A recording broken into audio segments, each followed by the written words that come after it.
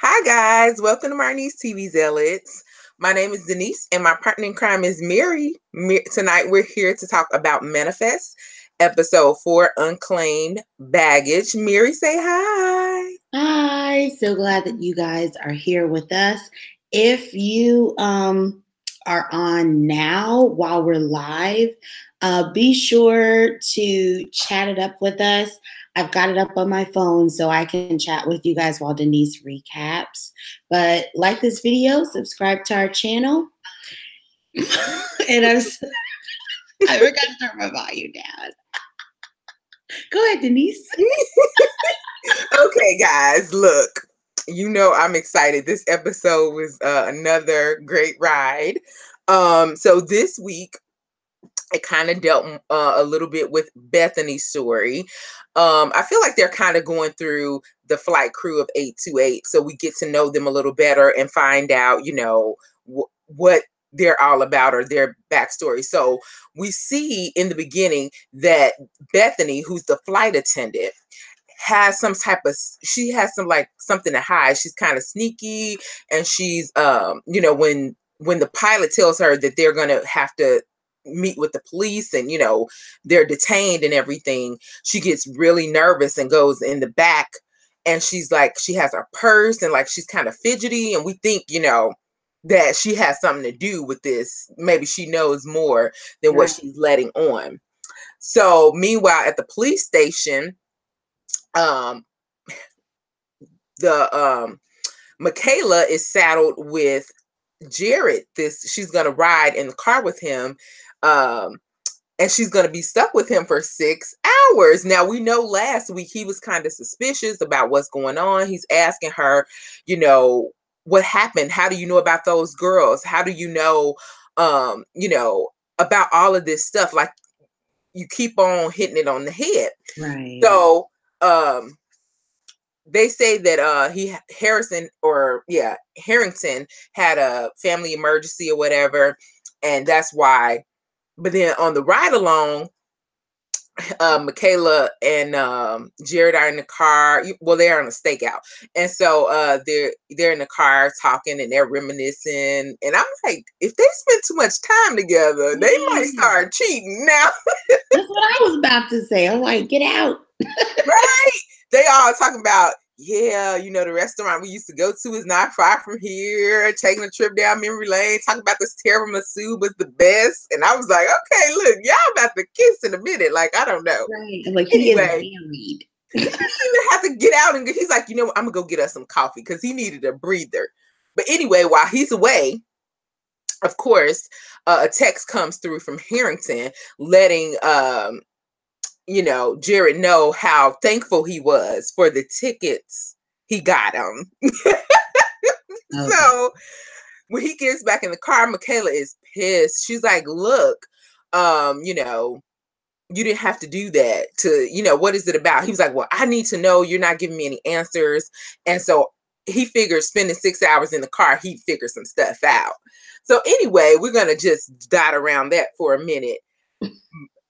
Everyone, well, I don't want to say everyone, but Savvy, Michaela, and I don't know if Ben is seeing it yet, but they're seeing this statue of this, this woman. And so Savvy's in the hospital. Now, mind you, she sees the statue and she's frightened. So she's like, okay, let me go to the psychologist. Right. It's like, because obviously I'm going crazy. Now, meanwhile, she's in there talking to him. She discovers that there's a patient in the hospital, and he is kind of presenting with the same brain, patterns, like, anomalies that she has. And so he's like, what? This is some homeless man. So she's like, he wasn't on 828. Like, what is going on? How could he have the same, issues that they have or whatever? So he's like, yeah, he's presenting with schizophrenia, like early stages of schizophrenia. So she's like, dang, okay. She was like, so my patient is schizophrenic? And he was like, she might be. Just convince her to come in and see me or whatever. She's like, okay, I try to convince her. So when she goes to the hallway to visit she's walking down the hallway and she sees, she's led to him and she sees him. He comes out. He's like, the flight attendant. And we're like, ooh. Girl, it's crazy. I was like, okay. So then it cuts to Ben and Grace. Of course, they have these little cute moments where, they're all lovey-dovey and stuff. And so yeah, Ben, he's like, of course he's still looking for a job. He's still trying to figure out this. He got things going on. He made breakfast. And, of course, Grace is grateful for that.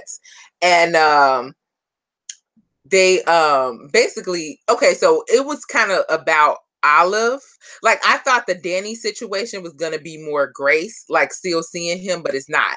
So Olive decides she's going to the mall with her friend, and they're there having a good time. She gets her makeup done. It looks really cute.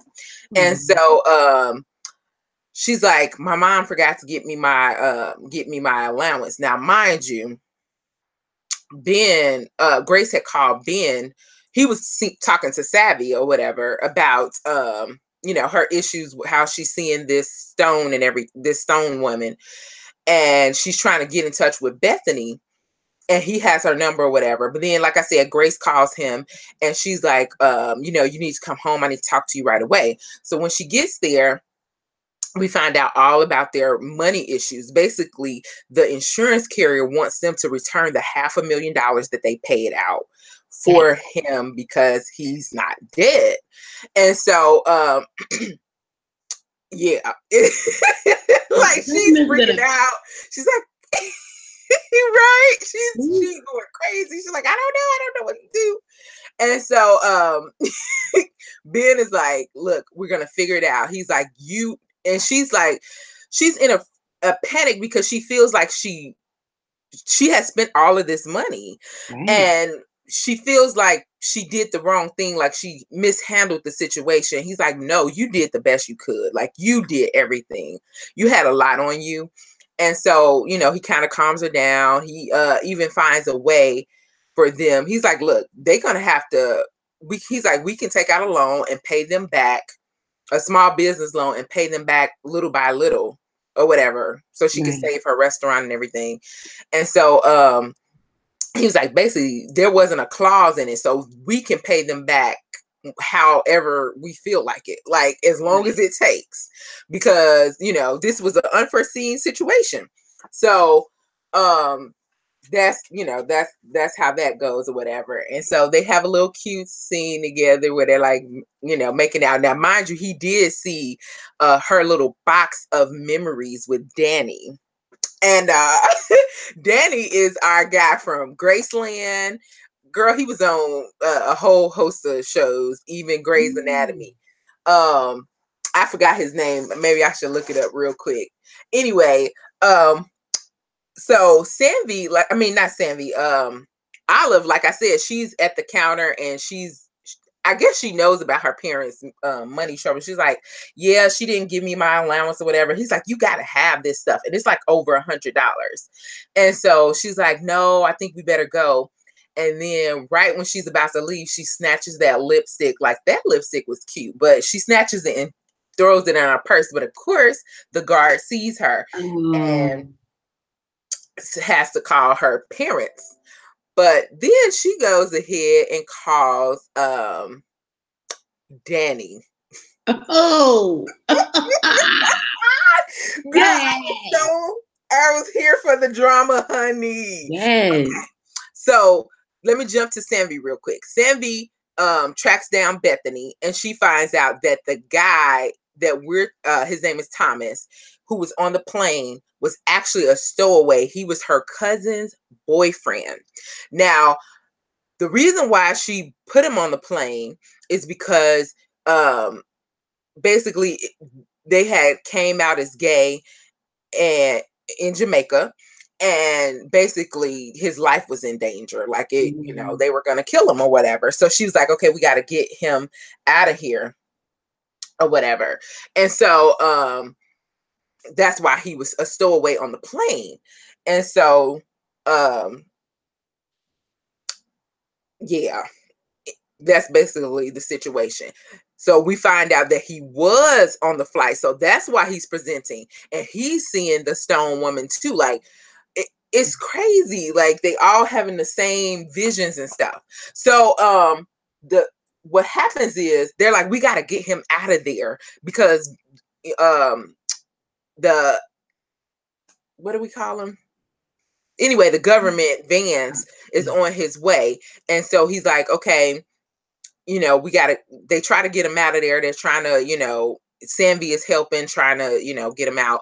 But he ends up running away and tripping the alarm.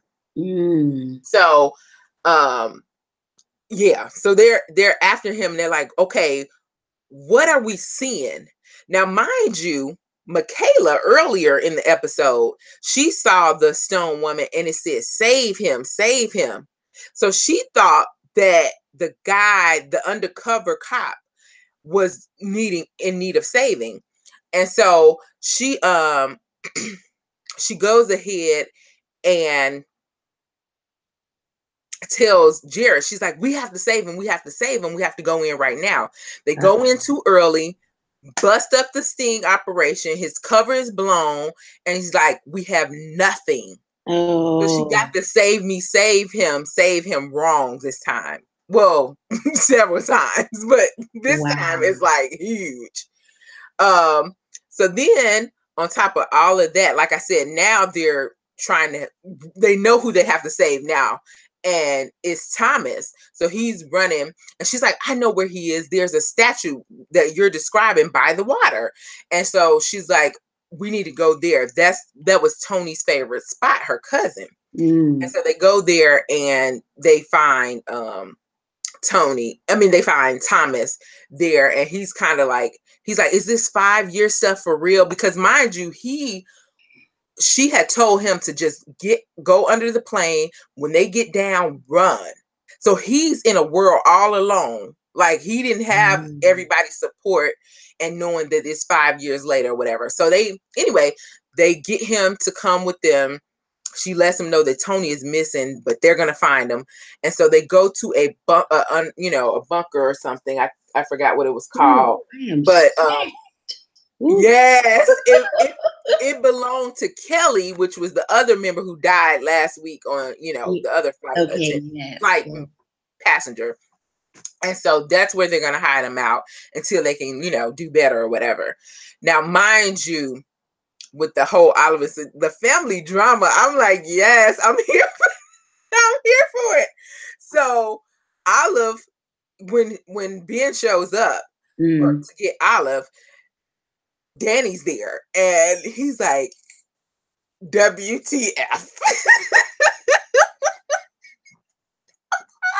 Yes. And so Danny's trying to be cordial and like polite, and he's just like, don't even talk to me. Like, he high-key pissed. And then while they're in the car driving back, he's having all these flashbacks to when, she was 10, and she's like, you're always the perfect one I can go to, Dad, or something real sweet like that. And it's like, it's heartbreaking, because he kind of feels like, first of all, Olive been treating him like trash, pretty much. It's that teenage angst. So, and so she's like, at the end of the night, she's like, no, Dad, it's not that I didn't want to call you. It's that, Danny already knows I'm a screw up, and I just want you to remember me as that 10-year-old girl who was perfect, and basically played on his heartstrings. So he's like, yeah, okay. I don't know if she was sincere, but maybe she was. She convinced him. Maybe it was a little truth to it. Right. But anyway, she's like, don't tell Mom or whatever. So he's like, okay, fine, but you can't do this anymore.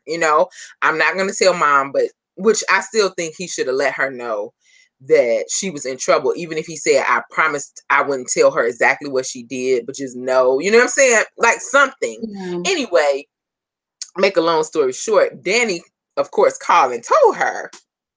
So she comes home, and she's like, how's Olive? Like, what's going on? And he's like, she's in her room, it's all good. She's like, so you seriously not going to tell me? that my child was shoplifting? He was like, our child, girl. I was like, yeah.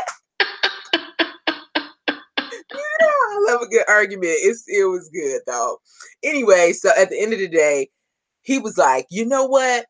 It seems like you and Olive are having a hard time, letting go of this guy. So maybe I shouldn't be asking you. You know what? I'm gonna need some air.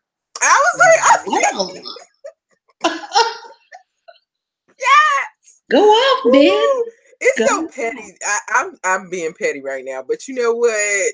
It was good. I'm like, I need this drama because it's hard. It's hard. She really did love this Danny. Anyway, they're texting each other and having a great time and everything. He's asking about Olive and and all of that. But I think it's gonna be some more drama between them. Okay. I think she loves her husband. Don't get me wrong. Right. It's just she spent 5 years. Well, not 5. She waited. She spent however long with this guy. I think it was it 2 years or 3 years, whatever. However long she spent with this guy. And he helped her take care of her child when she was in the depths of despair. So I can see why it'd be a little hard to let him go. She was doing a good job until this situation. So we shall see. At the end of the day, they all need to figure out when they need to listen to these voices. And like Ben's right. He's like, we have to try to figure this out. We can't just blindly follow them. And of course, she's like, we might not have a choice because it's like intense in their face. Like, they can barely, ignore it. So I do understand, but they got to get it together. Like she got Jared suspended, like because he took the blame for her, and he's like, if I let you take the fall, it is what it is. So anyway, some things have got to change. Y'all let us know what y'all think. Like, should they be listening to these voices? Are they evil? Or are they helping? What's going on? Anyway, that's it. For our recap for this week. We'll see you next week. Thanks for watching. Have a great night. Bye.